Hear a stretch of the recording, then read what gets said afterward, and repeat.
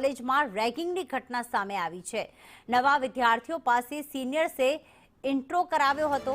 14 senior વિદ્યાર્થીઓને બરતરફ કરવામાં આવ્યા છે। 6 મહિનાથી લઈને 2 વર્ષ સુધી બરતરફ કરાયા। પ્રથમ વર્ષના વિદ્યાર્થીઓ પાસે ઇન્ટ્રો કરાવ્યાની ફરિયાદ દાખલ થઈ છે। શિક્ષણ કાર્ય ન બગડે માટે 14 જેટલા સિનિયર્સે બહાર કરાયા।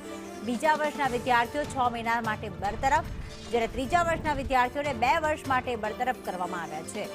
આ રેગિંગની ઘટના જેમાં નવા આવેલા વિદ્યાર્થીઓ પાસે સિનિયર્સે ઇન્ટ્રો કરાવ્યો હતો, જેના જ કારણે આ કાર્યવાહી કરવામાં આવી। 6 મહિનાથી લઈને 2 વર્ષ સુધીનું જે તેમને રસ્ટિકેટ કરી દેવામાં આવ્યા છે હોસ્ટેલમાંથી।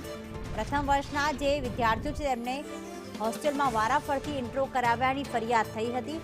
અભ્યાસ ન બગડે એટલા માટે 14 સિનિયર્સને હોસ્ટેલ્સથી બહાર કરાયા છે। સેકન્ડ વર્ષમાં વિદ્યાર્થીઓને 6 મહિના માટે, જ્યારે થર્ડ યરના વિદ્યાર્થીઓને 2 વર્ષ માટે હોસ્ટેલ્સમાંથી રસ્ટિકેટ કરવામાં આવ્યા। રેગિંગની ઘટના બની છે ગાંધીનગરની મેડિકલ કોલેજમાં, કે જ્યાં નવા આવેલા વિદ્યાર્થીઓ પાસે ઇન્ટ્રો કરાવવામાં આવ્યો હતો।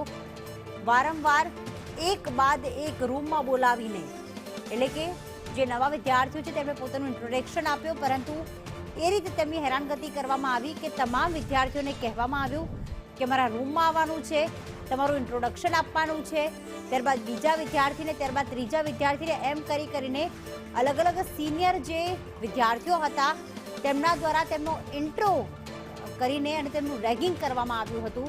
ત્યારે આ અંગેની ફરિયાદ દાખલ થઈ અને ફરિયાદ એ આવ્યું કે આ જે વિદ્યાર્થીઓએ રેગિંગ કર્યું હતું 14 જેટલા સિનિયર્સે, તે તમામને 6 મહિનાથી લઈને 2 વર્ષ માટે રસ્ટિકેટ કરવામાં આવ્યા છે હોસ્ટેલમાંથી।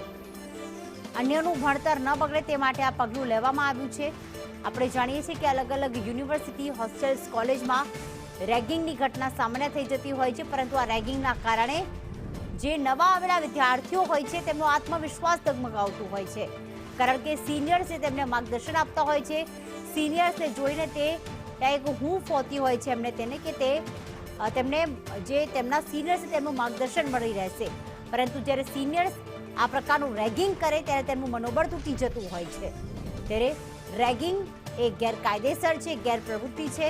ત્યારે આ મામલે આ 14 સિનિયર્સને રસ્ટિકેટ કરવામાં આવ્યા છે કે જેમણે નવા આવેલા વિદ્યાર્થીઓનું રેગિંગ કર્યું હતું, ઇન્ટ્રો કરાવવા આપીને અને રેગિંગ કરવાની ઘટના સામે આવી છે।